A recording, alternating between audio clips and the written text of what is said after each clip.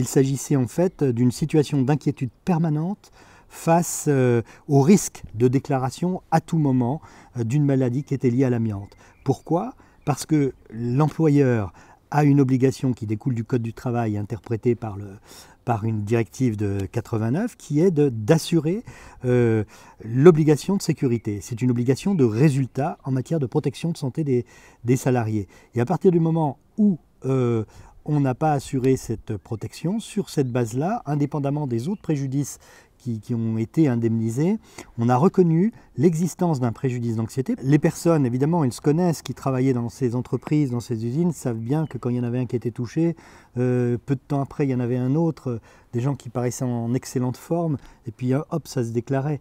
Et donc, effectivement, ça fait naître une angoisse, une anxiété, de se dire, eh ben, à quand mon tour? Ça va étendre le droit à l'indemnisation pour des personnes qui ne figuraient pas sur les entreprises fixées par arrêté en application de l'article 41 de la loi de 98. Là, ce qui est nouveau, c'est qu'effectivement, il pouvait y avoir une sorte de, comment dire, d'injustice ou de disparité entre des gens qui avaient la même angoisse alors qu'ils ne figuraient pas sur la fameuse liste des entreprises, et puis ceux qui avaient été répertoriés parce qu'ils travaillaient manifestement dans ces entreprises qui manipulaient l'amiante, etc., sans prendre de précautions. On fait un pas en avant pour les victimes de l'amiante qui n'entraient pas dans les cases de ce que prévoyait l'article 41, enfin l'application de l'article 41 de la loi de 98, effectivement, et il n'y a plus de disparité entre selon qu'on a été dans une de ces entreprises ou qu'on a été exposé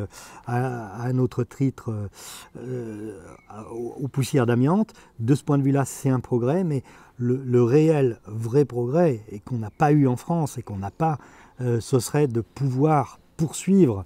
Alors, ça a été tenté en 2009 de poursuivre pénalement les responsables de l'agence santé-environnement prévoit que d'ici 2025, on aura 100 000 décès